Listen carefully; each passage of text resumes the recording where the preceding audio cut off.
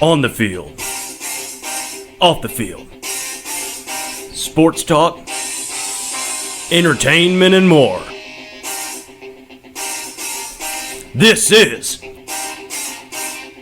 Sauce on the Side. Well, hello there, Dippers, and welcome back to episode 104 of the Sauce on the Side podcast. As always, Dippers, I'm your host, Drake, joined by the man, the producer, Mr. Leighton Pip Shaventone. Last week, Nike told LeBron James he could not trade numbers because I'm assuming they have a campaign plan on number 23. This is once again proves that money rules the world. It does rule the world, Leighton C., especially the wide world of sports. So today, Dippers, we have a very loaded show for you. We're going to do NBA Contender Cart following all of the moves that have been happening, all the free agency, the trades that have recently went down. We will talk about the biggest trade of the week, obviously Chris Paul for Russell Westbrook. We're going to talk a little bit about Madden ratings because they have been coming out and it's like the slowest part of the year for sports. We have a few sports bad ideas for you, which is actually going to be an interesting segment. Yeah, and they're not all ideas. The ideas that people who have control over the sports want to implement. And yes. They're all terrible. Yes, they're all terrible ideas, and we're going to rate them 1 through 3. 3 of the major sports have come out with ideas that they're actually kicking around. Have a little bit of MLB chatter. And, as usual, the thoughts, Pip's entertainment review, and some darts, and the shittiest take of the week. But first, Dippers, be sure to listen on Spotify, iTunes, download, subscribe, give us a 5-star review. Follow us on Twitter and Instagram at TheSaucyPod. Fletch has been on fire with the Instagram account. A lot of good stuff that he's putting on there, so be sure to check that out. And this episode is actually brought to you again by Nubbability Athletics. They instruct, inspire, and encourage congenital and traumatic amputees to compete in mainstream sports. They have camps throughout the United States and Southern Illinois for limb-different youth and amputees ages 4 through 17. You can follow them on Instagram at Nubbability Athletics, and you can also follow Sam Kuhnert, that is SamKuhnert on Instagram as well for more. So Leighton C., we have the NBA free agency finale. It is capped off with a trade that sends Russell Westbrook to the Rockets for Chris Paul and 2 first-round picks. Leighton C., what does this move do for the Rockets? Well, for the Rockets, they basically just got rid of Chris Paul, who was an massive decline, injury prone, and they brought Russell Westbrook, who is James Harden, but not as efficient offensively. Yes. So and can't shoot a 3. They undoubtedly got better. Yes. It did not make them worse. However, if you follow basketball, listen to people talk about basketball, you know this is not going to work out. See, but I'm excited to see it. Oh, I'm very excited to see this. And I don't know if this is not going to work out. You look at this team, basically every single year since they brought James Harden in, who have they lost to in the playoffs? The Warriors. The Warriors. Almost every single year. I think it's 4 of the last 5 years they've been eliminated by the Warriors. So, in the Warriors, you know, they've gotten worse. I'm not going to say that they're bad. They're still a very, very good team. Maybe one of the top teams in the West. But they have had a little bit of regression. Obviously, anytime you lose a guy like Kevin Durant, you're going to have some regression there. And so here's what I think Russell Westbrook adds on top of the athleticism, which is just obvious. The athleticism between Chris Paul now at the age that he's at and Russell Westbrook is just head and shoulders difference. Even Chris Paul at his peak is not what Russell Westbrook brings at an athletic standpoint. And you look at what the Rockets have on their team.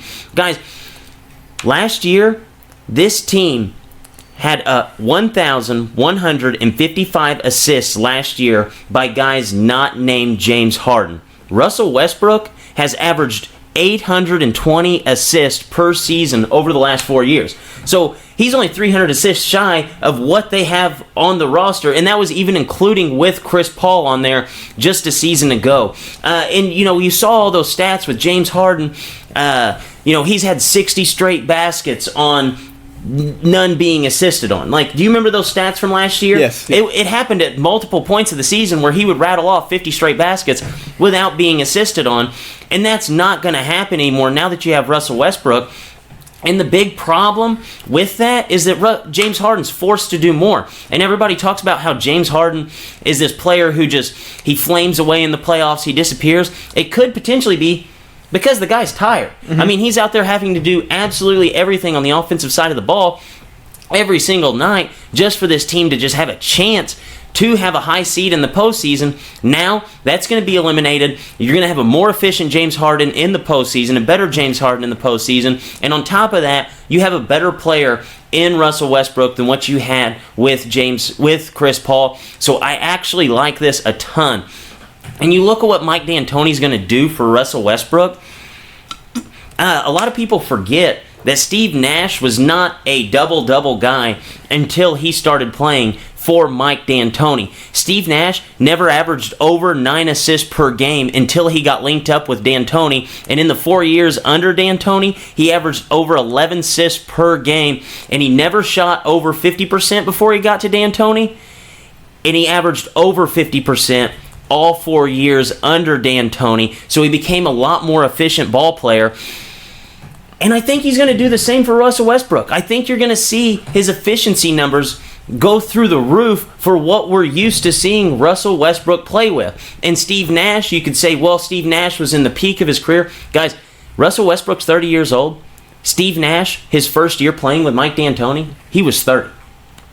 So those are some pretty eye-opening things to look at. I think we're going to see this team be very similar to the 7 seconds or less Suns, where as soon as they get the rebound, they've got two guys that are just going to just push the break as fast as they can and score. I think that the offensive numbers that this Rockets team is going to put up is almost going to be unheard of. See, yeah, they're going to have great offense, but whenever Chris Paul went to the Rockets, James Harden said he was going to change his game to fit Chris Paul. James Harden did not change his game one iota. No, not one bit. And now we have Russell Westbrook coming in there, who we know is probably the most hard-headed basketball player that's currently playing basketball. Maybe at any level of basketball, like Russell Westbrook this time. Yes. I just don't see them both giving enough away to make this work. If they were willing to do that, be great, because they were both 1-2 last year in usage percentage. If they were both to say, okay, look, if James Harden said, Russell, I'll be the off guard, you can be point guard, but that's not going to happen. I think that's the only way that you can realistically make this work. Yeah, because Russell can't shoot. No, Russell, I think he'll shoot better. I mean, he can't shoot any worse. We're only 2 seasons away from the guy averaging 34% from 3, which, I mean, that's not phenomenal, but it's still pretty good. You got to respect 34% from 3. Yes, and I think he's going to get back to that. I mean, honestly, he's going to be put in better positions to score going from OKC to a guy like D'Antoni who's going to put up, there's going to be more emphasis on the 3 ball. In that season that he averaged 35%, he was shooting 7 a game, which is by far the most he shot in a season throughout his career. I actually like the move. Yeah. I do. For James Harden's sake, being able to save some for the postseason, I think this is going to be a really interesting team this year, and obviously you saw it through Vegas. Their odds to win the championship actually did increase with this move. So how much better do you think that the Rockets get? Obviously, we think Russell Westbrook is better than Chris Paul, but how much better do you think they are? I think they make the NBA Finals. I think they can win the Finals. I think it's put all together enough.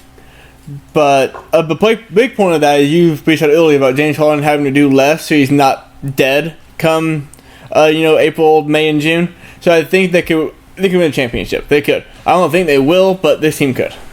I absolutely do think that they can win a championship. I think that they're one move away from being a team that we are really, really excited about.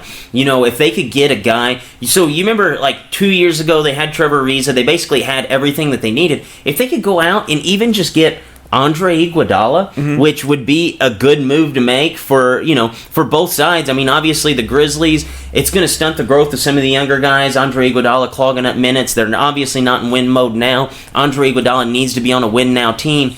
I think that is kind of an underrated thing that they could do. They could go out and get an elite perimeter defender, and also get a guy in Andre Iguodala who can knock down shots when he's open, and he has the championship pedigree, which realistically is the only thing that this team's missing at this point. So where do you think Chris Paul will end up? Obviously, we don't think that the Thunder are going to keep him. Where do you think they go? So I think about earlier about the teams that had all contenders could be contended with him, and really, I think there are three options. I'm not sure anyone's going to happen. Number one being the Bucks. I don't know if the Bucks would be okay trading Eric Bledsoe to the Thunder and try to figure the cap out, but I think that would work out really well. The Spurs, I don't see the Spurs unloading the picks needed to get this done with the Thunder. So the Miami Heat. The Heat want to Russell Westbrook. They're going to get that done. Then another chance to go get another point guard, Chris Paul, who's very good in his career, may win a ring. Upgrade from Goran Dragic probably, but like we said, in that trade for Jimmy Butler, they traded away a lot of picks. So I don't know how many more picks they can give up, because the NBA had the weird rule we can't give up picks in back-to-back years in the first round. Yeah, see, I think that this is going to be interesting to see what it happens, because obviously the easy answer would be, well, they just buy Chris Paul out and he becomes a free agent, which could cause an interesting scenario where he could potentially go to the Lakers, which we've seen him pass up money in the past to get away from the Clippers and go to the Rockets. So he left $15-20 million on the table to do that. And this is a guy who wants to win a championship, who's in that kind of legacy thing where he wants to win a championship for his legacy. If he does get bought out and he gets basically a bunch of money just to not play for a team, it could open up the possibility for him to sign with the Lakers, to maybe just give it one good go. And we've seen a lot of players do that for the Lakers, most notably at the end of their career, Gary Payton and Karl Malone both had that swan song for the Lakers. I think that could be interesting. I don't necessarily think that if I'm the Heat or if I'm the Thunder, I want to trade him to the Heat, because I do own their pick for 2023, and I don't want them to fall out of the lottery. I want them to be bad, because that pick is protected, and then it could roll over to the next year where they would be in the lottery again. But I don't want to make that team better if I own their picks. Yeah. So I think the Heat is financially the easiest way to get things done, but I'm not too sure on that. And honestly, if you look at this roster with Chris Paul, this is a team that could maybe make the playoffs, even though they've traded away a ton of picks. Or even though they've traded away a lot of players to get picks, they could still realistically win close to 40 games and sneak into the playoffs, which, if you're rebuilding, that's not what you want to do. Do you think this was smart for the Thunder to kind of blow this thing up, though? Yeah, because obviously it wasn't going to work out. No. We saw it twice. They had, I don't know, we did the math earlier this year, 190 games to figure it out. It didn't work out. It wasn't going to work out. When Paul George came to them and actually traded, that should have just been none of the coffin. It wasn't going to work out. It basically could. That's what they did. But this is really bad for the NBA on a standpoint of small market teams, because the OKC was the small market dream. Could come from Seattle. Over the last decade, they've won the second most games in the NBA. Yep, coming from Seattle, they have Kevin Durant, Russell Westbrook. They were able to keep Russell Westbrook there. And then Russell Westbrook was able to convince Paul George to stay there and take more money but be on a worse situation. This is a thing that the CBA, when the owner ran the CBA, is what they wanted to have happen. It worked out one time, and it might not work ever again. Yeah, I agree. I mean, as far as small market teams, this was as dominant a run as you're ever going to see. And realistically, this team still has a lot of talent on it that they need to move. I mean, you have Schroeder that you could realistically flip for a first-round pick. You have Steve that you could flip for a first-round pick. Whenever Danilo Gallinari is available to be traded, you could honestly move him for a first-round pick as well. I mean, this is a team right now, if they keep CP3, they could sneak into the playoffs, which is absolutely the last thing that they want to do. Because right now, you have CP3, you have Schroeder, Shai Gilgeous-Alexander, Andre Roberson, Terrence Ferguson, Danilo Gallinari, Muscala, Patterson, Steve, and Nerlens Noel. That's not a great team, but it reminds me a lot of the Clippers last year, who was even able to sneak in an 8 seed. And I think that you cannot be done here. You have 15 picks over the next 7 years. I really think with the talent you have on your roster, you could bring that number up to close to 20. I think they can still get up to 20. It's going to be interesting to see where they go from here. Do you think that all those guys that I named that are that could contribute to a championship caliber team, Danilo Gallinari, Steve Adams, and CP3, you think they're all gone? Yes, I think during the season, because they can't buy those 3 guys out. As soon as the point guard gets hurt, you better move Schroeder. Yeah, but see, they can't buy those guys out because you have to spend 80% of the cap space. So you can't just buy those guys out. They had to trade with somebody and eat the contract. So I think it's going to be more of a thing of let these players show how good they are, and then come December, let's make a move. Yeah, they'll definitely get a chance to show how good they are because, I mean, those players are still very, very good players. They were just being overshadowed by Russell Westbrook and Paul George, putting up a ton of stats, especially the biggest stat stuffer maybe in NBA history as far as just getting stats, Russell Westbrook. So I'm interested to see what happens with the Thunder now. I think that if they go into the next 7 years without 20 picks, I will be very, very surprised. So you think they should have 20 first-round picks? I think this team should have 20 first-round picks over the next 7 seasons.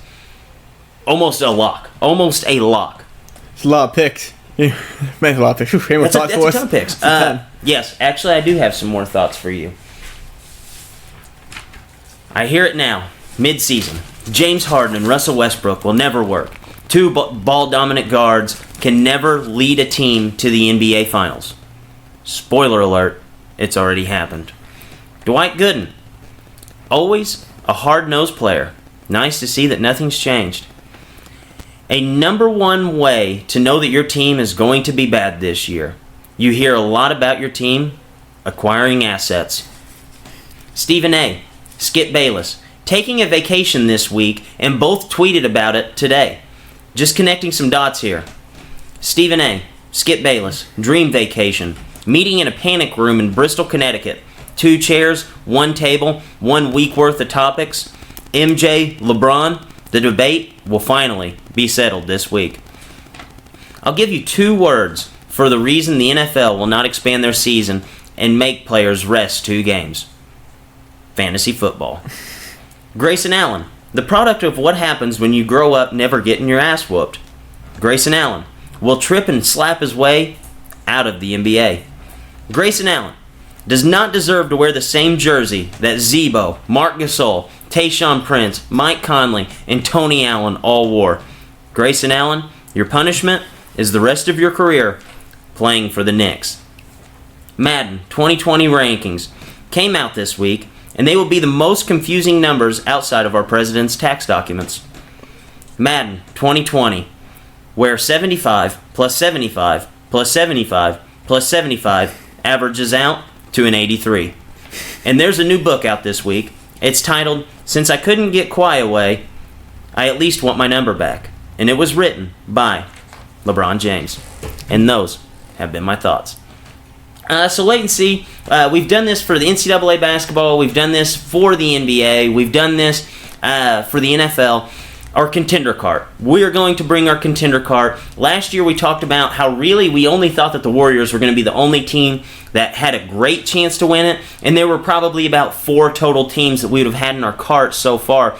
I thought it'd be kind of fun to bring back the contender cart following all the moves that have happened this offseason and kind of just get us excited for the NBA season coming up and just talk about how many teams we realistically can see winning the championship. So the rule for this, we're going to actually have to go unanimous here. We're going to have to go 2 for 2. So wait and see. We'll go back and forth. You name a team, I'll name a team. What teams will be in our contender cart? First team on the list is the Houston Rockets. I have They're in the cart. no complaint. Yep. Best backcourt in the NBA? Has to be. Has to be. It's like, one of those things that has to be. Yeah, it's like, if you don't like how they work together, you can't deny the amount of talent that's there. Absolutely. Has to be. I'm going to go with the Bucks. Yes, definitely. Whole team Okay. back. Missing Brogdon, but they'll be okay. Meritit's gone, they'll be okay. Okay. Who do you have next? The Philadelphia 76ers. No complaints here. Obviously, I have 4 teams in the East that could possibly win it. We only have 2 in the East, so. So, the way I did my contender card is if you win your conference, you are obviously a contender. That's what I did too. So, okay. I have the Clippers. I think this is a layup. Yep. Lock it in. Lock it. Probably going to win the Favorite. NBA championship. Favorite. Yes. And Vegas and Minor Layton. Yes. Favorite. The favorite. Yep. We'll go with the Utah Jazz.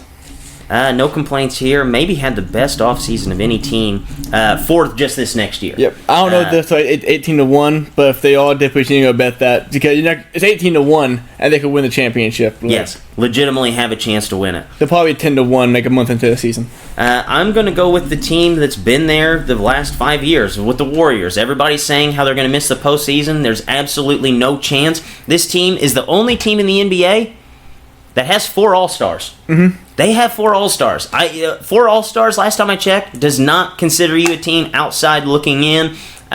Realistically, they might be your favorite. Yes. No, not favorite, but they're all in the court. Yes. Yes. Steph Curry, MVP possibilities are very high right now. Oh, absolutely. Very high. Do you see they cut Sean Livingston?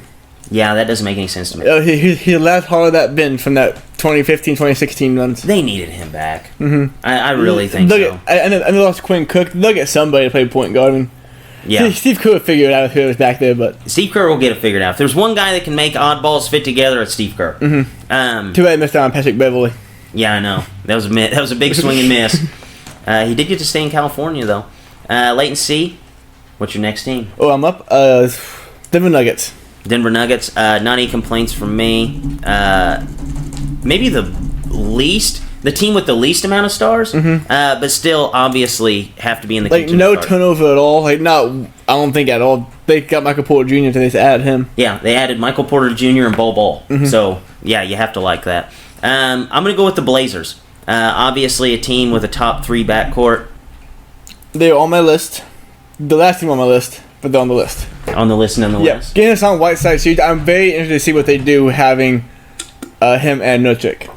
It's going to be tough, dude. Did Evan Turner still? Evan Turner had a good do season. They?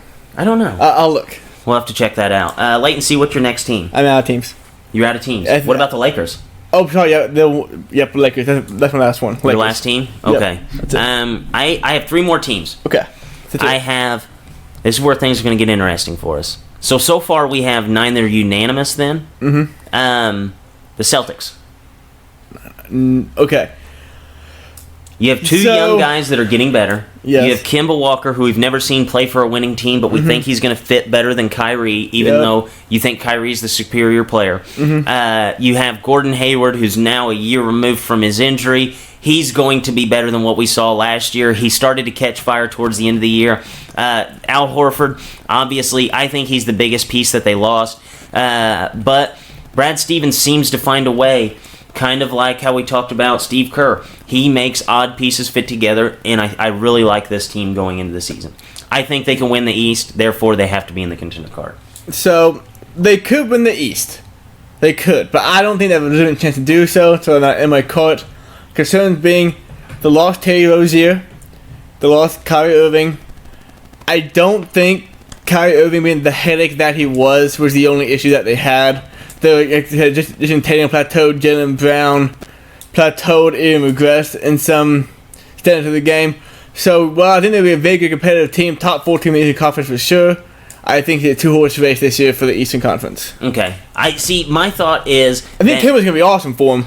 But I think Kemba's going to make the other players around him better, more so than what Kyrie did. And I think the reason why we thought that Jaylen Brown and Jason Tatum regressed was because the year prior, in the playoffs, towards the end of the season, they weren't dealing with having Kyrie on their team. So I think those key players are even going to take another step forward. Yeah, another thing, I think we've agreed before that Al Horford was not worth the $109 million over the span of the 4 years. He was it this year and the next year.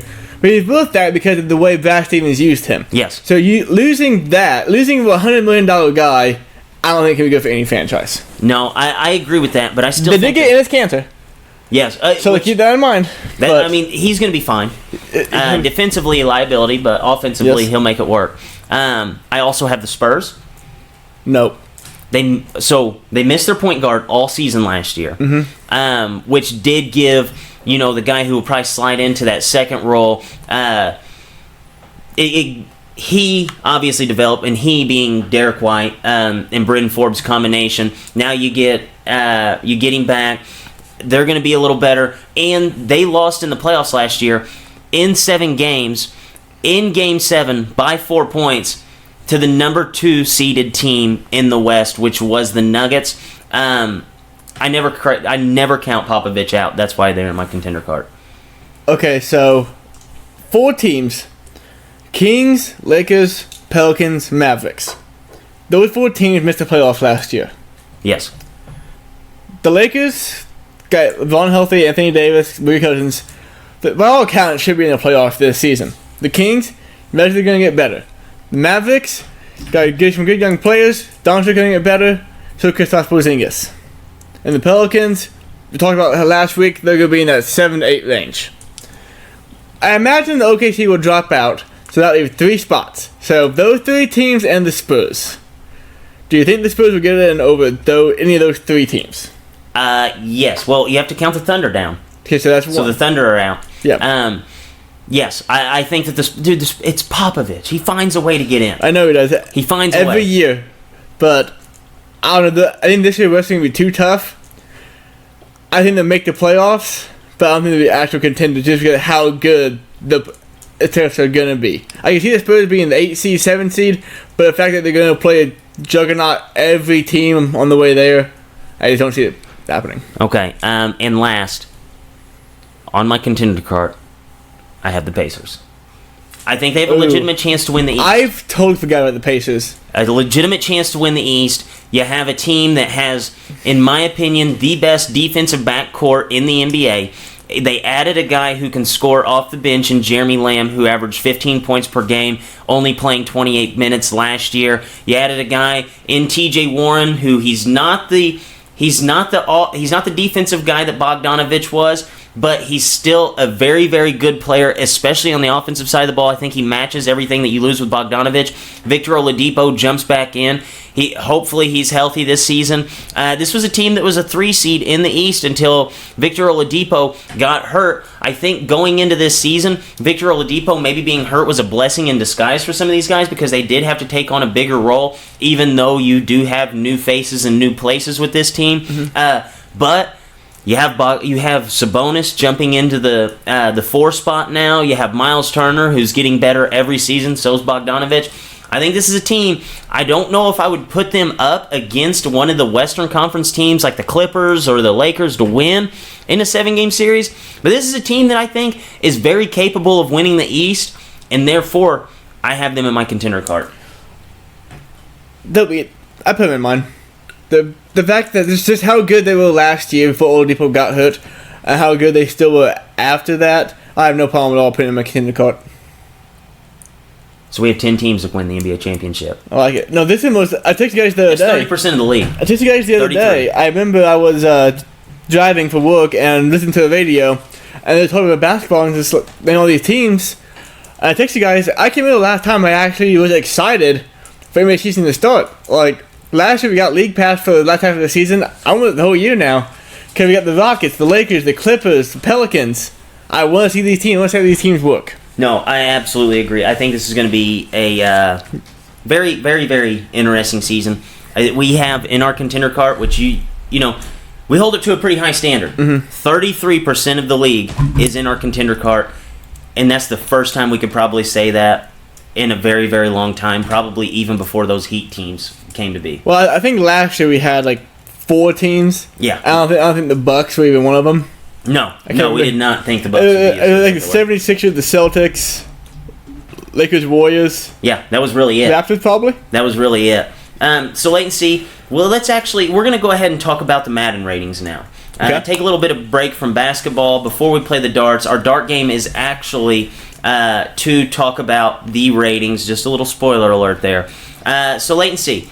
Madden released their rankings this week. Do you know who the four players are that are 99s on the video game Madden 2020? I have avoided all rankings because this is happening, so I have no idea.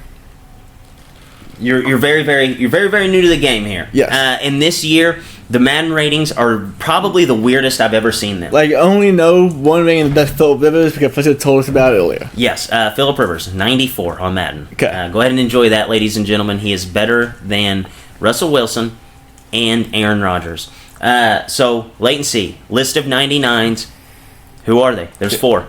There were 4. 4. Okay, so I thought about this basically all day at work, so I got some players. Knowing Philip Rivers 94 for Patrick Mahomes. Patrick Mahomes is not a 99. He's not 99. Not a 99. Okay. Aaron Donald. Aaron Donald is a 99. Khalil Mack. Khalil Mack is a 99. And then... is Nook? Nook get it? He did. DeAndre Hopkins is a 99. You were 3 for 4. I'm actually Okay. very, very impressed. That was the one that I did not think that you would get. Well- Guy didn't drop a ball all season. Well, you told me earlier that Tariq Cohen was ranked above James Conner, so I figured it took receiving into a little heavier this season. So I knew they had to be at least one of my receivers on there. And he's the guy I feel like Madden would just really eat up. Oh, yeah. Well, I mean, if you don't drop a ball Yeah. on Madden, you are absolutely ridiculous. The last guy... This is outside the box. This is a guy, I'm going to give you just a tad bit of a hint. Every single week, whenever you look at Pro Football Focus, the little PFF rating, every single week the guy's number is just through the roof. He is one of the best players at being in the right place, right time, all those good things. Okay, so I have 2 questions I need hints on. Is it a second-year player? No, he is not. Okay, it's not. So is that the safety from Los Angeles? Well, you're coming off an injury. No, he is Probably not. not. Okay. Saquon Barkley? It is not Saquon Barkley. He is a defensive player. Defensive player. Shit. Leighton Vander Esch? No. Skip Bayless was not in charge of making these rankings. Leighton Vander Esch is not a 99. J.J. Watt. He is not a I have 99. no idea. Bobby Wagner. Bobby Wagner, the 99 overall on Madden. Was that not the best tip ever, though? Because every week, dude, his PFF is through the He roof. does. People who like really study the game will say how good he is. I know how good he is, but I'd probably be like 97-ish, maybe 95. Yeah, nope, he is a 99. Man. I thought that one was the one that I scratched my head at a little bit, but then whenever I was sitting there thinking, I'm like, all those pieces left the Seahawks. They left one guy from the original Super Bowl team on the defense, and they're still really, really good. Mm-hmm. And it's because It makes Bobby sense, Wagner's yeah. still there. So it does make sense. I thought it was kind of bizarre, though, at first. I thought he'd have been underappreciated whenever it came to this. So, wait and see. It is time to do a little bit of darts, and then I will complain about the NFL Madden ratings. Pew, pew, pew, pew, pew. We're playing darts, baby. So wait and see. The way that darts is going to work today, we're each going to throw a dart. It will land on a number. You are going to pull up the list of ratings for the Madden roster, and we will talk about where we think these players should be rated, and we will see where these players are rated. It's probably going to go pretty quick, so we may throw more than 3. Just see how this goes. Yep. Wait and see your throw. We have a 4. A 4 is Julian Edelman. Ooh, Julian Edelman. Alright. This is an interesting one. Okay. I just pulled him up. I'm not looking at my screen yet, but he's now on my screen. Julian Edelman, you gotta think back. Last time we saw him, he dominated Super Bowl. Super Bowl. So he's Super Bowl gonna MVP. be at least an 83. I'm gonna go with I'm with 88. I think I'm gonna go. I was actually gonna go with an 86 or an 87, just for the simple fact that like wide receiving or receiving in general is going to be rated higher on this game. Just from what I've seen earlier with Tariq Cohen being an 85, it might be a little high for him, but I was gonna go 86, 87, Shit, so we're thinking mid 80s. mid 80s, He's an 89 overall. 89 overall. That's almost like the elite tier of Wide receivers. That's kind of crazy. His top stat is awareness 96 I could see that. and 86 speed. So he's a guy on Madden who's not gonna get. I don't know. I never drafted my fantasy draft team because he's slow as smoke off shit. But Yeah, I have a little bit of question about him, his awareness being so high, since he is like one of the dirtiest players in the NFL, and it's like a well-known thing. So I'm actually a little surprised that the awareness is high as well. His catch is 88. That's all right. That's bad. respectable. I like it. That's about where I thought he would be rated totally. Okay, next throw. My throw. We have a 1. The 1 is AJ Green. Okay. So I think AJ Green is obviously better than Julian Edelman. With knowing Julian Edelman is an 89. I'm going to have to say injuries can't necessarily be a factor in this. A healthy AJ Green, I would say, is 5 points higher than a Julian Edelman. His catching's better. I think his field awareness is just as good. I'm going to go 94. I'm going 93. Yep. 93. Like anything you said, injury, but what it is, wow. Uh-oh. It's a 90. A 90? 1 point better than Julian Edelman. 1 point better than... You're kidding me. Whoa. Okay, so his awareness... When has Julian Edelman ever had AJ Green type games where he just takes over the game, has like 10 catches for $175 and 2 scores? Okay, When?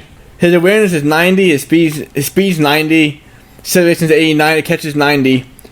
He must be slacking. He has better hands than that, dude. Well, what's his route running? Because that's the one I think that might be taking him down a little bit. And he's played with Andy Dalton his whole career. And Jeff Driscoll. The guy's better than a 90. Route running's not a stat anymore, I don't think, on Madden. Wow. Because I didn't hear, but his release, that's now a stat, is 88. Huh. So he gets off the ball quick. Okay, well, that's a shocker. Yeah. That is a big shocker. A All right. 90. We'll probably do way more than 3 of these, but we can keep this going. Latency, go ahead and throw. We have an 18. 18 is Kenyon Drake. This is an interesting This is actually a Drake request to be on this list. Yeah, I actually told him I wanted this to be on the list because I think this is something that's going to make us mad. I'm going to go with... For Kenyon Drake, did not get the ball enough. He does not. If you watch him carry the ball, you see why he was with Alabama. You don't understand why he never got the ball at any point He was in time the in his best running career. back that came out of Alabama. He just always was hurt and couldn't catch the ball because he ended up like breaking his wrist or something and wore a cast. Yep. But Madden's good at knowing that kind of stuff. 87. Which is high for what he's done stat-wise, but 87. I think the guy should be about an 87, 88, 86 range. I think they're going to underappreciate what he brings just because he doesn't get the ball enough. I would say that Kenyon Drake is an 88 type player. He's the guy who is very, very good, just does not get the ball enough. I've been a Kenyon Drake truther for a long, long time. I think that if he was one of those guys who got 300 touches in a season, receiving and rushing, his stats would be through the roof. Latency, what do you have? What do you think Madden made it? 81. So Kenyon Drake will 1,000% be your running back on all your fantasy drafts. He's a 79 overall. He's a 79? 79 overall. What? Well, the catching only is 68. And we know that takes a high bar here in this Madden game. His catching's only a 68. Yeah, I don't know how many catches he had last season, but I feel he didn't catch the ball. Tariq Cohen, for comparison, is it's loading. 85 overall with a 76 catch. That's unreal, dude. So Kenyon Drake caught 53 balls last year. For a guy who's not on the field that much, that's pretty great. 4.5 yards per attempt. On his career, he is a 4.7 yards per carry guy. That is unreal to me. He had 5 receiving touchdowns last year. So you only that's not good. He has a 72% catch percentage. I feel like that's pretty. I feel like that's what you should want to, like, yeah. Wow. I'm trying to load up right now. So he's a 79. Yes. Wow. Yes. Give me one more second. I can tell you where he ranked in front of catching last season for running backs. Kenyon Drake being a 79 on Madden is absolutely insanity. That's really especially bad. since we know Tariq Cohen's an 85. He was top 10 receiving catches last year. Was he really? Yeah. I mean, that's right. So, Wow. But he's a 64 on Madden. Yes. Makes a ton of sense. Latency. My throw. And we have a 12. A 12 is Brandon Cooks. Brandon Cooks, I think this is an interesting one. Knowing what we know about receivers, I think that Madden is going to value the smaller wide receiver now. Basing it off of what Julian Edelman and AJ Green, He's better than Julian Edelman. Because they played on the same team and he was the number one wide receiver option. I don't think can he be an 89.5? Because realistically, I don't think he's as good as AJ Green, but I think he's better. I'm going to guess that Madden likes the small wide receiver and put him as a 90. So, Ben Cook, yeah, he's always been in the 89, 90 range, but this year they do put more on wide receivers, so I'm going to go to 91. If it was a 92 even, I probably wouldn't be too shocked at this point. After seeing Kenyon Drake be a 79 and be a 90. Cooks? 87. 87. Okay. So he's not as good as Julian Edelman.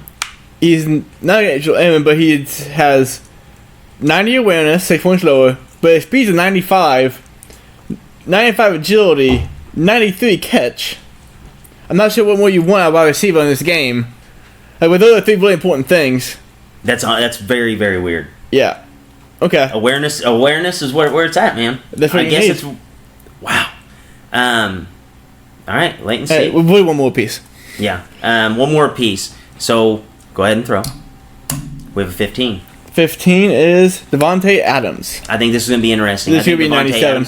Yeah, this should be a 96, 97. 97. Especially if his field awareness is better than Julian Edelman's. Obviously, you can see it whenever he runs routes near the goal line. Release must be a very important thing, which I've said before. I think Devontae Adams is in that Jerry Rice type release where he's not fast at all, but he finds ways to get open, which is a rarity in the NFL.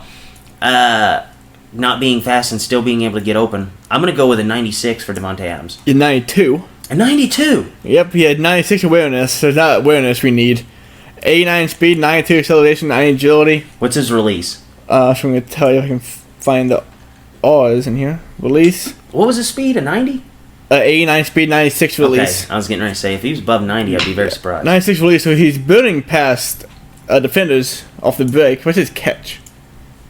96 release, that makes sense. I think he has the best release in the NFL. 93 catch. So I just don't understand how these ratings come out. Something in here is weighted really heavily that we're just not thinking of. Yeah, I agree. So, last throw. Last one. And we have a 5. A 5 is Travis Kelce. Okay, this one's interesting to me because we only have 4 guys that are 99, and I don't know how much better you can be from the tight end position than Travis Kelce. I was going to draft. He was one of the guys I was going to guess. He's so, now that Gronk's gone, he's so head and shoulders above everybody else in the NFL at the tight end position. I mean, the only guy that you could maybe argue would be Zach Ertz. He does everything really, really well. Tight end's always one of those weird things where there's that huge gap. I'm going to say that Travis Kelce's a 97. So he's definitely the best tight end in the NFL today. So it has to be weighted, you would think. Yes. 95. 95? He is a 96. 96. Okay. That's respectable. 99 awareness. 99 awareness? What? Yep. Travis Kelce, a 99 awareness? The guy who made the gestures at the refs and, gets penalties every game for 15 yards? Maybe not full awareness. That's crazy. His brother's 94 overall. Wow. Yep, so you chose Kelce, they both come up, 94. Wow. Kelce catches a 93. That's good. So, Zach Ertz, for comparison, probably the next best tight end in football, 93. 93, okay. So, 3 points difference. All right, so are you ready for me to complain a little bit? Yep, go ahead. Okay, so Mitch Trubisky is apparently, according to Madden standards, the 26th best quarterback in the NFL, tied with Ryan Fitzpatrick. How?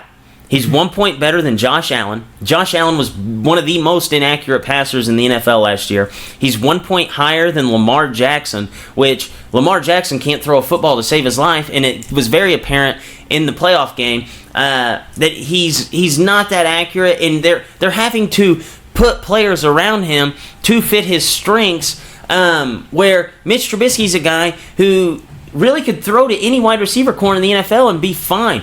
He's one of the elite arm talents in the NFL, and whenever I say that, it's because he has so much power with his ball. He throws the ball hard. He can make passes in the NFL that a lot of wide receivers can't, and that's just my opinion on that. But Baker Mayfield is an 83, and Mitch is a 75. Mitch is a 75 on Madden, the same game that Baker Mayfield is an 83, and Baker Mayfield is actually rated higher than Carson Wentz. I don't know what game they're watching, but Baker Mayfield has not performed at an MVP level like Carson Wentz did just a season ago. Marcus Mariota rated higher than Mitch Trubisky.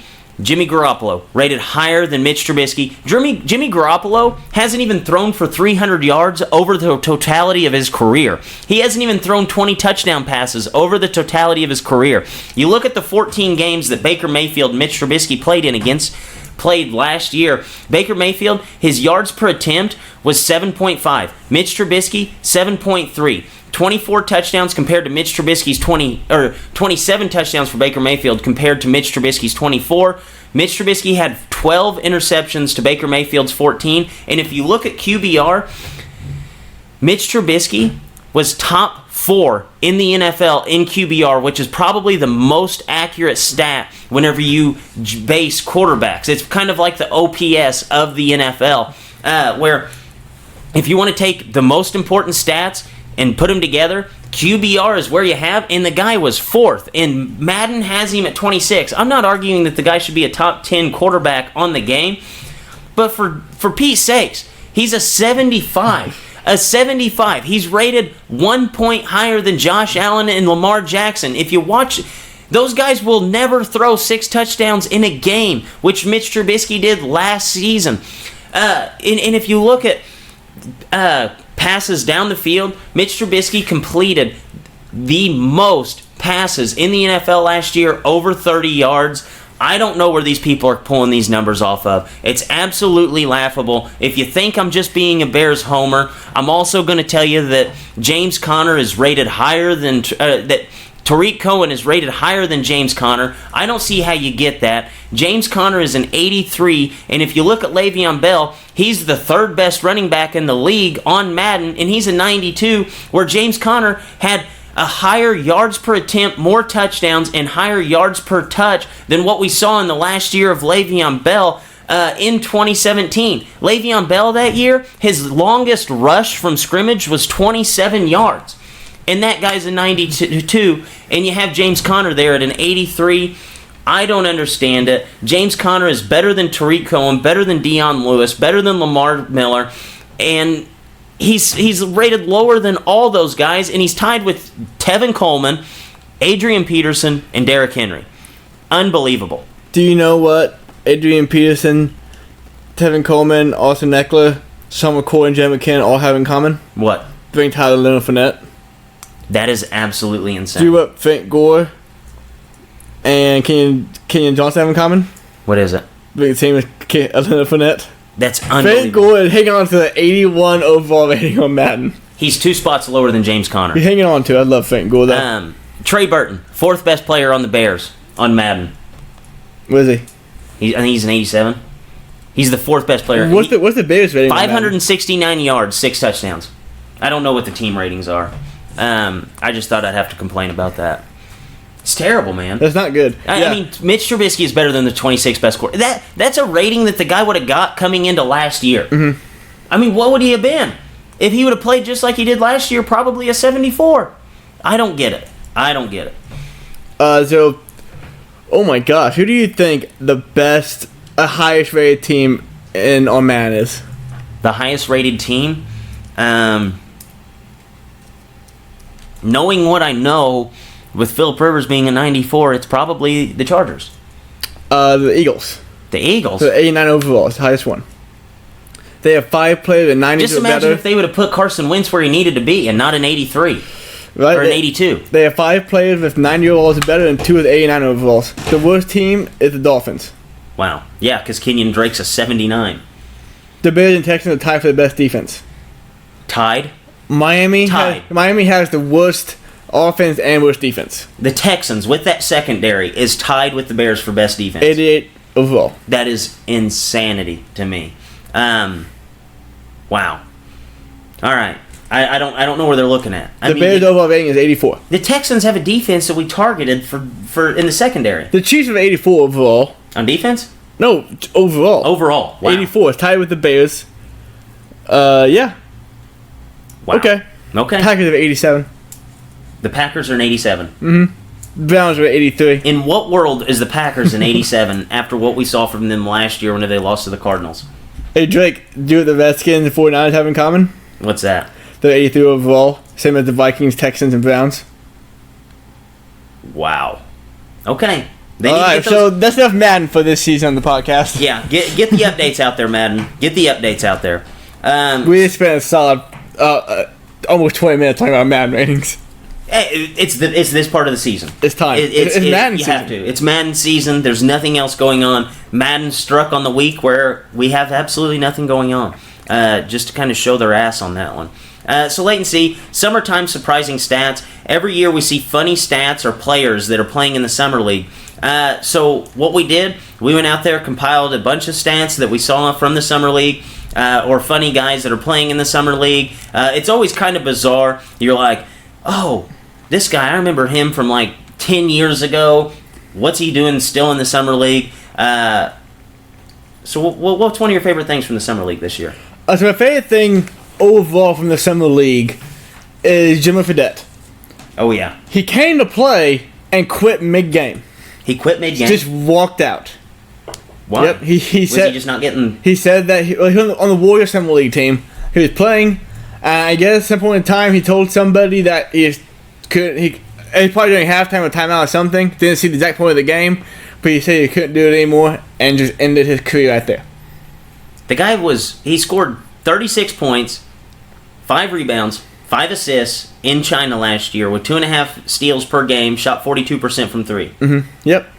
And he just quit. Yep. Is he retired or is he just going back to China? I didn't see an update on that. But I imagine he's just done. That's crazy. Like, that's it. So that was one thing. And then I was going through the stats earlier. I said, you know what? I'm going to look at guys who played no games at all. And one of the guys on there was Michael Porter Jr.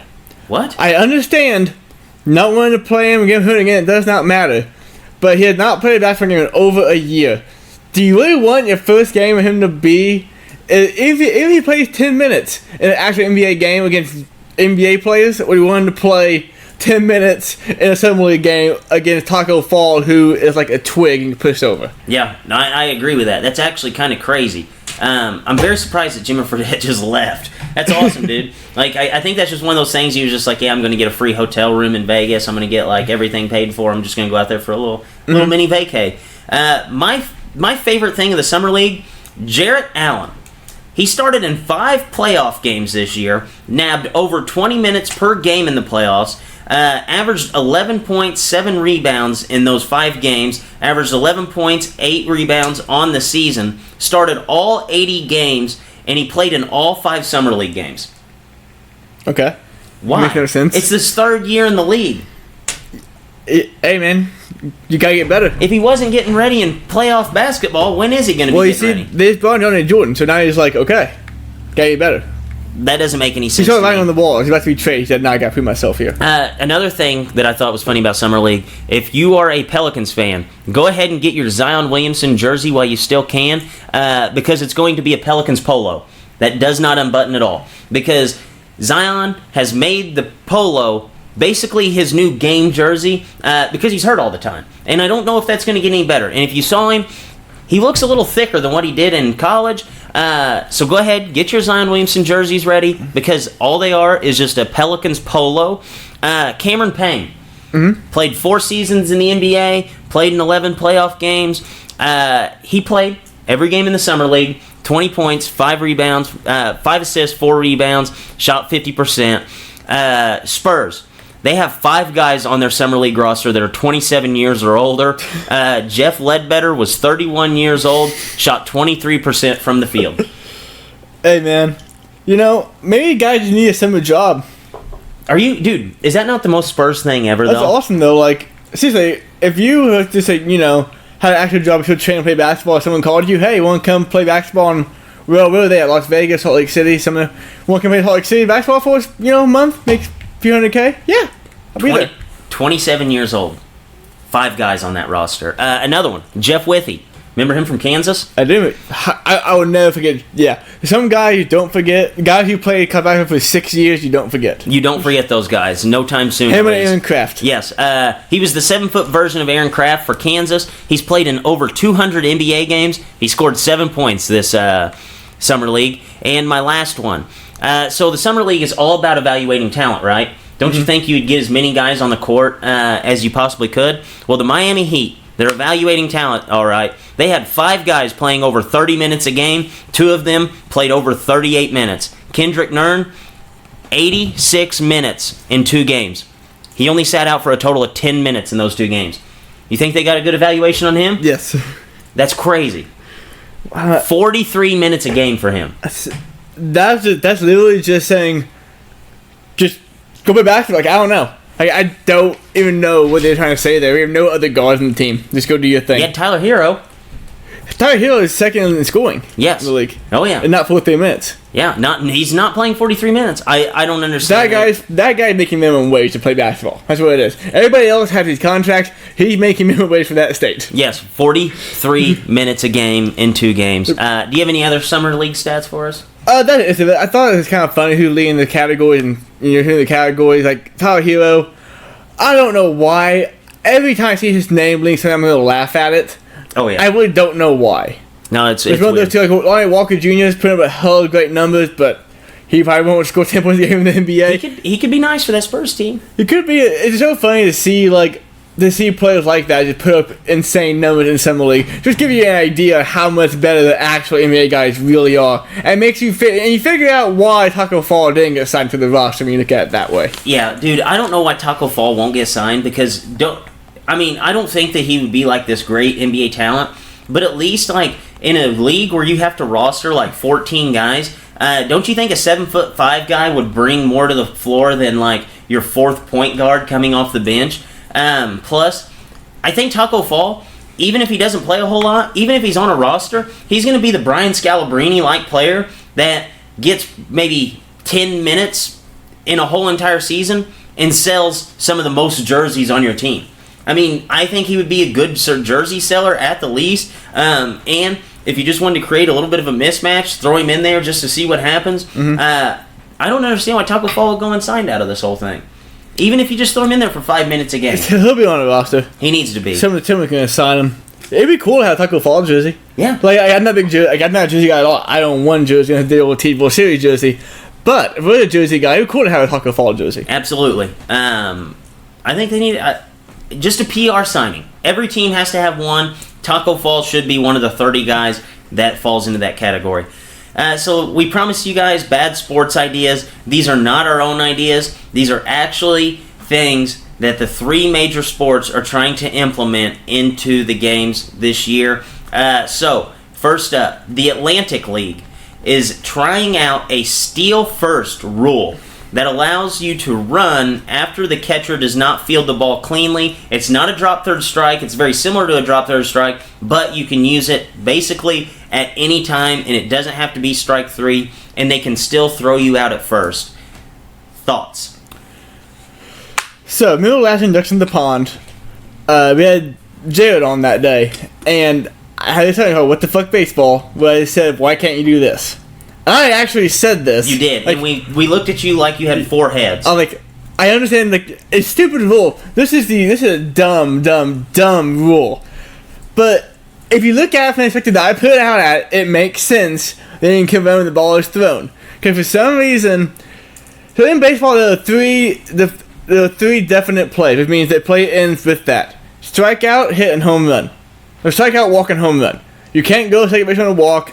You can't go even on a strikeout. You gotta go home on a home run. Why is a pitch one of those, but it's not? Like, why can't you just run when the ball is thrown like it's live? I never understood that. Well, I understand it because it's stupid as shit, but if think about it, don't think about it, you're like, yeah. Why was this never implemented at exactly, one point? like, that kind of makes sense. No, I get where you're coming from, but this can't be a thing. No, because we're going to have guys who bat left-handed, who can't bat at all, balls as fast as hell, just take off as soon as they can and get to first base. And this makes the catcher position so much more important than every other position you have in there. Yeah, you got a part-time first base now. I mean, dude, you have so... you have such an important job as it is as a catcher. Now you're throwing on another thing, like you have to catch basically everything, and the catcher gets no plays off. Terrible rule.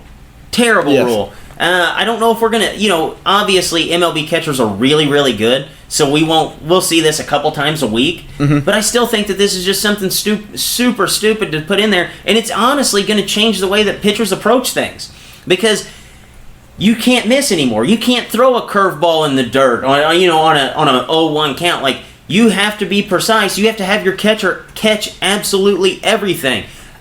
So it's not just going to change what guy you have behind the dish, but it's also going to change how pitchers approach this, and you're going to take baseball 110 years of what we know of it and completely flip it on his head. From a pitching and catching standpoint, going to be very weird. You think that makes it to the MLB? No, I do not.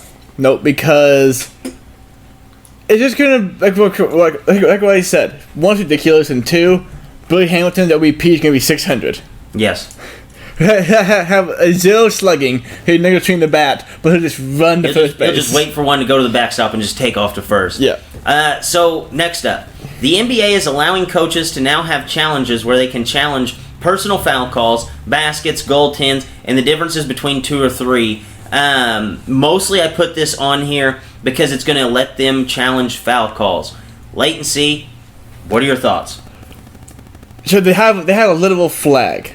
I never got confirmation on this. It's an actual flag. Will they just hold the flag up? Yeah, or do they throw it? I don't know. Can they throw it onto the court? Somebody's gonna get hurt. So you're gonna fucking fall on that thing. Yes. Like, basketball is a fast-paced game. In football, you have, normally at least 10 seconds to look at something and then throw it. Yes, and it's during a dead ball. Yeah. In basketball, they get that ball in fast sometimes, especially if you're playing the Rockets. Yeah, no, I like the idea of challenges. I wish there was a better way to do it, but I don't know what other way it would be, I guess. So go ahead and close your eyes for just a second. I'm gonna run you through a play. Okay. Imagine a guy's attacking the basket fast. Coach thinks he gets fouled. There's no call.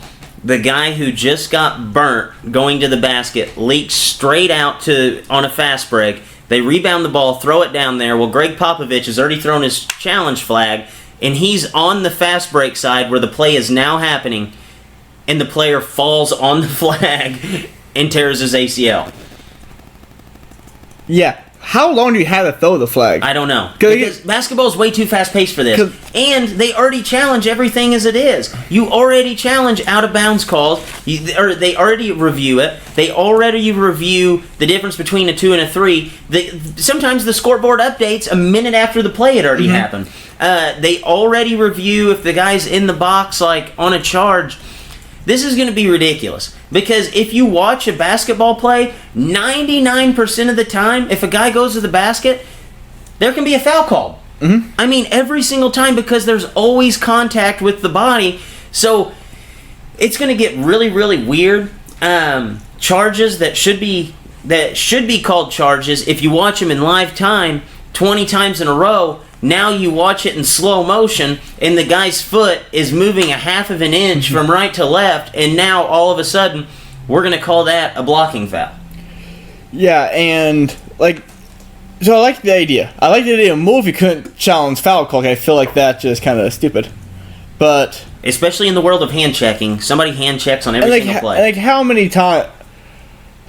So, after 2 minutes, they go to the booth, the quote-unquote booth. Are we going to stop play every time the court someone drives the lane and doesn't get called? Can they revert foul calls?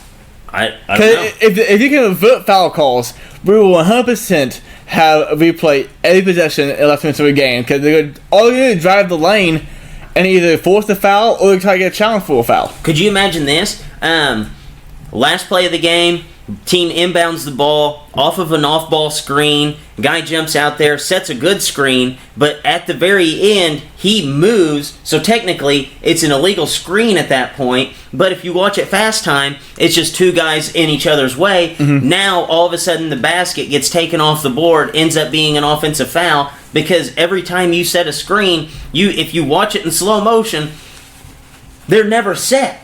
They are never set, and it's going to get into that weird spot where things look different live time and slow motion. Basketball's the one sport that you cannot do this in. and it's going to get very, very ugly. So last one. The NFL is looking to add 2 more games to the NFL season and allowing players to only compete in 16 games apiece. 16 games for the teams, 16 games per player. How dumb is this one? This takes the cake. I think this is first. This is the cake of the shit. This is the shit cake. The other two are the icing for it. Yes. Like, okay. Close your eyes, Drake. Play this again. Week 16. This game, it means a whole lot for a lot of reasons. Playoff implications. We have Matt Castle versus Blaine Gabbert. Why do we have that matchup? Because, oh shit, we got to the quarterback one of these weeks. We planned this out 5 weeks ago. But wait, we dropped 3 games on accident. We were supposed to drop. We gotta win this one. But we gotta have last 2 weeks. Matt, go get it. How's this possible to do with a 53-man roster? They're gonna have to add spots. You'll have to have like a 70-man roster. Because, like, think about it. In the NFL anymore, we see all the running backs by committees. You guys have 2 of that per game. Second guy gets hurt. You're gonna start the practice squad guy? No, you gotta have another one up there. And what do you do in this situation? Let's say you do run running back by committee. You're a team like the Patriots that has 3-4 running backs that you're not surprised are on the field at any given time. If he plays one down in the game, he's automatically disqualified for the remainder of the season. Even if you get one snap, it seems like you're going to be disqualified, which honestly is going to put more of a workload on a lot of guys, which is kind of stupid because then you're going to be intentionally resting a guy that you would have in the mix of your running back by committee, sit a game, put more workload on another guy, and it's just going to basically even out for everybody except for quarterbacks. I think this is absolutely stupid, and you're going to run into that spot where now we have to roster guys who only play special teams. Because you think about it, a team like the Patriots they play a lot of starters on the special teams units.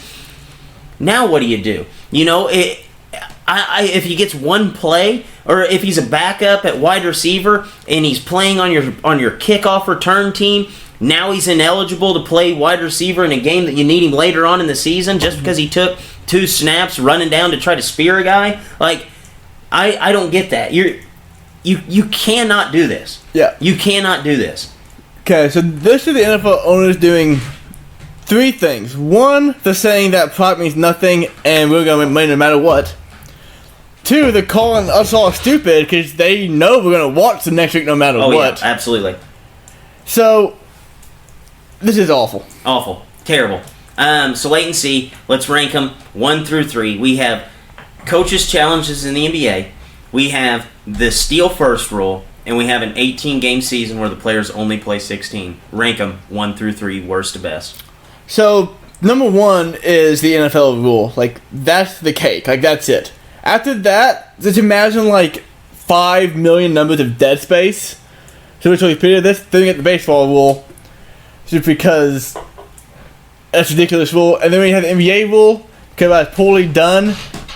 I wish they didn't do fouls. They need to fix it a little bit, but I do like it. I agree. I think the football one is head and shoulders above the rest, and then you're going to run into the coach's challenge rule at being the 3rd worst. The steal first is absolutely bizarre. That's just dumb, and it's going to change the game in a lot of ways. Where you have the coach's challenge rule that could be good in spots. Mm-hmm. There's some things that I think they should be able to use it for. But I don't think that personal fouls should be one of the things on the list. That's one that you could actually have stick and nobody really blink an eye as long as you tweak it just a hair. Yeah. It'll be tweaked. It'll get better. I'm sure they've already tested it out. I'm sure they already know what's going to happen with it that goes wrong. They probably already know the first Twitter backfire is going to happen, and they're prepared for it. Oh, yeah. So, latency, we're going from the shittiest rules of the week to the shittiest take of the week. Each week we watch a lot of sports television, we listen to a lot of sports radio, and we discuss what the worst take of the week is. What do you have for me? This week I actually know what your take is. Very similar to mine, but on different ends of the spectrum. Mine comes from Ron Parker. Ron Parker has a radio show that runs in the evenings with Chris Broussard. He went on the Cowherd show, the Cowherd or Dugout show, one of the 2 shows, and said the Rockets are the 2nd or 3rd best team in the NBA hands down. I don't agree with that. I'm fine with him saying that because he make an argument for it. His reasoning behind it was nothing more than they got Westbrook, they got Harden. It worked in OKC. They're both better now. We're getting MVP awards. Don't see why it can't work. 7 years ago, when they were in OKC and it worked out, James Harden was a bench player. James Harden got traded to save money. Yes. James Harden then became the top, if you're looking at point guard, top 4 point guard in the NBA. Yes. Did you hear what Daryl Morey said when asked about James Harden, if he knew he was going to be that good? He had no idea. He said, quote, fuck no. Yeah. No idea. So to say that they're going to be good because they were good together 7 years ago in OKC, when they're totally different players, is just absurd to even put those two things together. That's crazy. These guys are completely different players than what they were. I mean, yeah, just completely different. The only correlation is the names. Oh, and the fact that this roster doesn't have a guy on there named Kevin Durant. Yep, and yeah, it's different players now, completely. James Harden never used to dribble. Now he dribbles all the time. Yeah, I completely disagree with that. Not enough balls, Jake. Only one ball. One ball. So mine is actually brought to you by Will Kane. So ESPN had a lot of guys taking a week of vacation. A lot of sports talk shows do. So do you know what they did with Will Kane? I don't know if they did Will Kane. So Will Kane has his own show. Mm-hmm. So the Stephen A. Smith show. Stephen A. Smith, right? On vacation. Stephen A. Smith was on vacation. So guess who they had fill his void? Probably Will Kane. Will Kane. And then they had somebody fill in for Will Kane on the Will Kane show. Okay. That makes no sense. It's not. But the thing happened with Fox. Gottlieb will do the Kyle show, so I'll do Gottlieb show. That makes no sense. So Will Kane was on Stephen A's show, so I guess he had to just uptake the takes a little bit more. He knows that Russell Westbrook and James Harden won't work together because he went to his son's soccer tournament this last weekend, and the teams with the most individual best talent weren't the teams winning. It was the teams with the best team strategy, the teams that worked the best together, and that's why he knows Russell Westbrook and James Harden are not going to work together. So he just became the take me seriously version of Stugotz. 100%. Because this Stugotz talks about all the time. It's all the cross team. Yes. Never once brings that into an actual conversation about sports. No, he took this serious. So he's talking about, I don't know how old his son is. His son can't be that old with knowing Will Kane's a pretty young guy. So he went and watched his son's pee-wee soccer games and realized, you know what? James Harden and Russell Westbrook aren't going to work together because of this. That's kind of weird. Then he added on. He didn't stop there. Russell Westbrook and James Harden are not even in the top 5 duos in the NBA. You can say that. You can say that, but you can't have this reasoning. His number 1 duo in the NBA, LeBron James and Anthony Davis. The number 2 was Klay Thompson and Steph Curry. Okay, I'm not arguing with this. Just keep in mind what I've told you so far. LeBron James and Anthony Davis, we haven't seen them play together. They are rated higher than Steph Curry and LeBron. Number 5 is Nikola Jokic and Jamal Murray, because he knows how they will play together. No. So he knows that those two, how they play together, but yet he can go ahead and throw out the window that Steph Curry and Klay Thompson have been 5 straight finals together and not rank them over Anthony Davis and LeBron James. So he used 2 completely different scoring systems for 1 and 2 than what he did for James Harden and Russell Westbrook. He goes on to say that the reason why Nikola Jokic and Jamal Murray are there is because he knows how they will play together for 1, and they have a legitimate MVP candidate in Jokic, and the other guy is getting better. So if you're going to use that argument that they have 1 MVP candidate, how about 2 guys that have won 2 of the 3 last MVPs in the NBA? So if you're going to say because you have an MVP candidate, you have 2 with the Rockets. Then he said that C.J. McCollum and Damian Lillard are his number 6, which they just beat that Nuggets team with a much thinner amount of role players. Am I wrong? No, you're not. That's just terrible. It's terrible. It's absolutely terrible. His list just went off the rails, and it started with number 1 for the reasoning. You can say that, but you can't use that argument. Will Kane, that was an excellent piece. Probably 5 minutes long, 5 minutes longer than what it needed to be. But I thought that was something that I had to bring to the forefront today. So wait and see. A little MLB chatter. The MLB Home Run Derby was last Monday. We saw Pete Alonso beat Vladdy Jr. Leighton C. called the whole entire Derby correct except for one choice in round one. So hats off to Leighton C.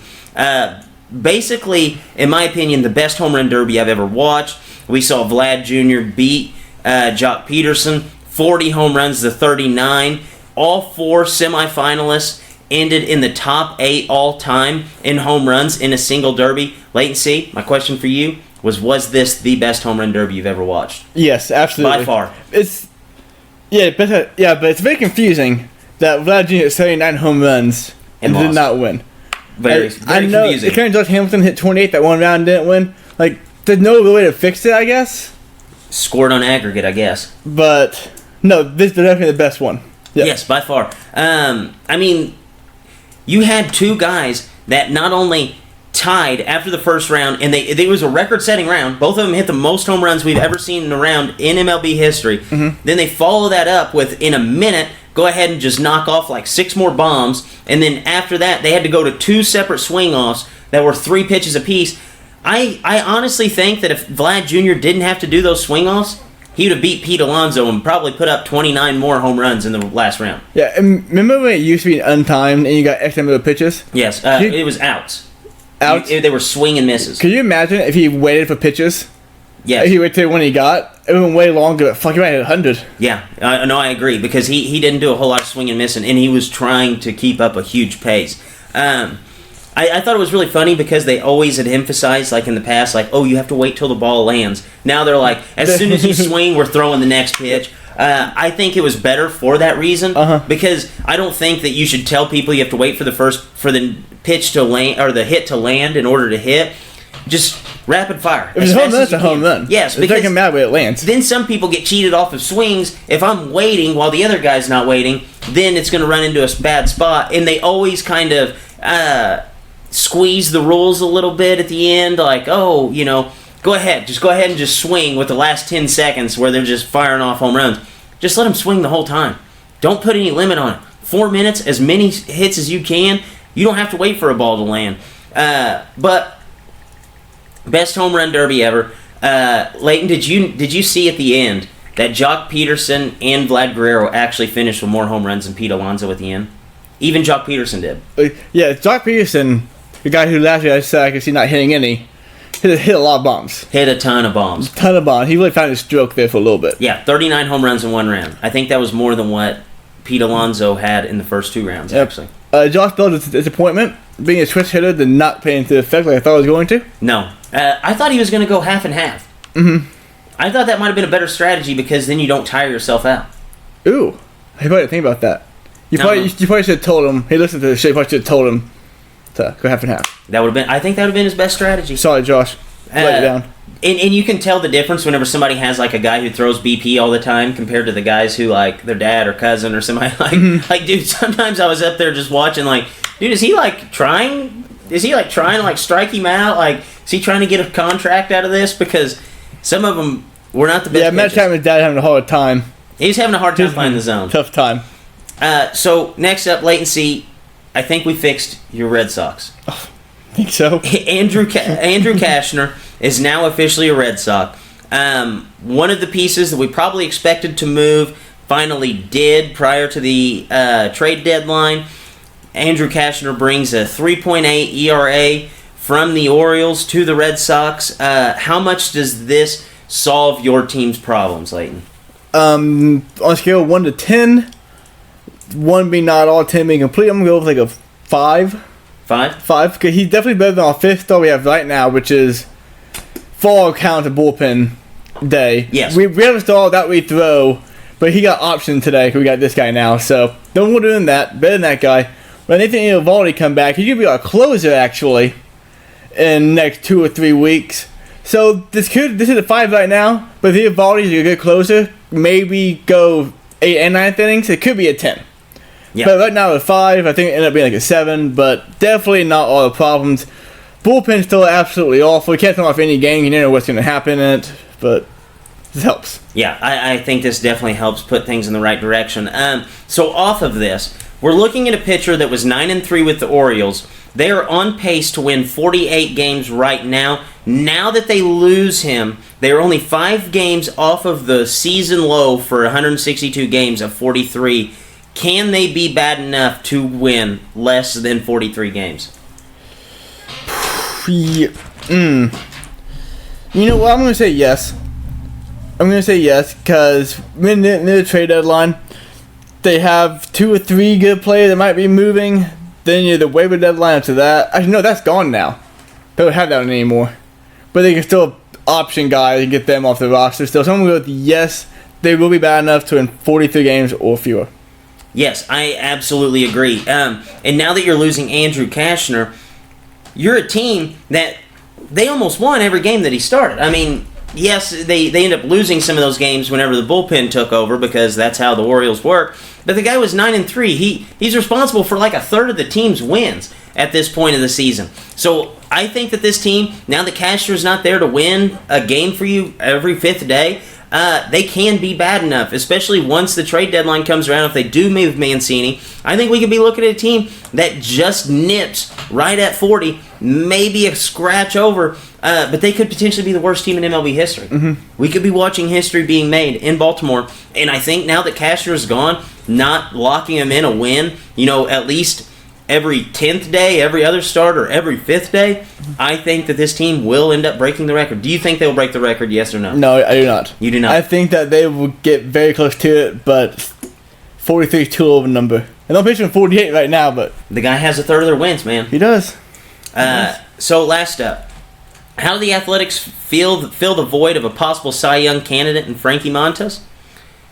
They do it the most Athletics way possible. They sign Homer Bailey. My question for you, Leighton, does this actually make the Athletics worse? Analytics, man. No. Analytics say he's the best guy they could get. That is crazy. So, is he going to give a lot of home runs? Possible, but I think the thing on him is kind of just in Verlander. Not trying to compare to Verlander whatsoever. They don't allow a whole lot of base runners. They just allow a whole lot of long balls. So, if you limit long balls, keeping guys off base, he's a good pitcher. That's why, honestly, pitching's really easy. Don't give up home runs, don't let guys on base. So, Homer Bailey's bringing in a record of 1-14 from last year, 3 straight years of an ERA north of 6, excluding this year. And he hasn't went over 107 innings since 2014. He's at 90 already this year. So there's a chance that, this guy's durability is going to be a question at this point. I question the move. I think you could probably get a better guy out there than Homer Bailey. Andrew Kashner, who just got moved. You could have gotten a guy like that, mm-hmm. But instead you go out and get Homer Bailey. I think this is the all-time Athletics move where we're just we're going to flirt with being all right. We're just going to keep flirting with being all right. Even though Homer Bailey's not all right, we'll slide him in there. We'll have him start every 5th day. Probably the most Athletics move we've seen this year, and they were due for one. They were. So I was excited about this. But this is going to work out, though. You know that, right? Yeah, I know. They're going to be fighting the Red Sox and the Indians for that wild card in the season. Yeah. No, they're always at the second wild card spot. I just want to see Homer Bailey get a huge stretch where he's just lighting everybody on fire, mm-hmm. and then ends up starting the wild card game. Oh, shit. Yeah. That'd be awesome. It's possible. So, Leighton C., it is time for us to put you in the spotlight. Each week you go out and you watch several different movies, and you bring in one to review. What did you bring in today? This week I'm talking about Spider-Man Far From Home. It's the first Marvel movie since the Infinity Saga ended back in, I think it was April, with Endgame. So, going into this movie, no one knew really where to go forward from here. Basically, from the trailer was the events of Endgame open up multiple dimensions. So, there were a whole lot, different worlds amongst this. Going with that one trailer, I got really worried because you could see this being a humongous clusterfuck. But that's going to have to just wait till we know more what's going to happen. They have still not announced any more details about what's going to happen next. So, if you're looking at my reviews on these kind of movies, you know that I like the grand scope of the world better than the small individual worlds by themselves. Kind of think it's cool how it all pieces together over a span of, 10 years or so.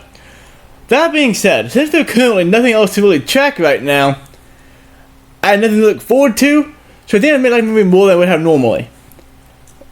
I like this movie a lot. This is probably my definitely top 5 Marvel movies. And it's basically because of Tom Holland. Tom Holland plays Spider-Man. And Tom Holland has said before that he wants to play this role until he dies. Like, he loves how it's going to work out when he's like 30, he can't be Spider-Man anymore. Tobey Maguire is still my Spider-Man. Tobey Maguire is the Spider-Man for everybody aged like 23 or 24 and younger. Definitely him. Movie's really good though.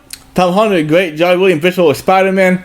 We have MJ being played by a lady who I cannot remember, but she's a very good actress. Go look her up. I'm looking up Tom Holland. Tom Holland right now, and he kind of does look like Tobey Maguire. You think he's that him? Yep. Yeah. Fun fact: in this movie, when you see him do flips and stuff, he's actually doing this. He can do backflips on command. Wow. And flips on command. He's a very athletic kid. Movie's very good. Samuel Jackson's in it more than I thought he was actually gonna be.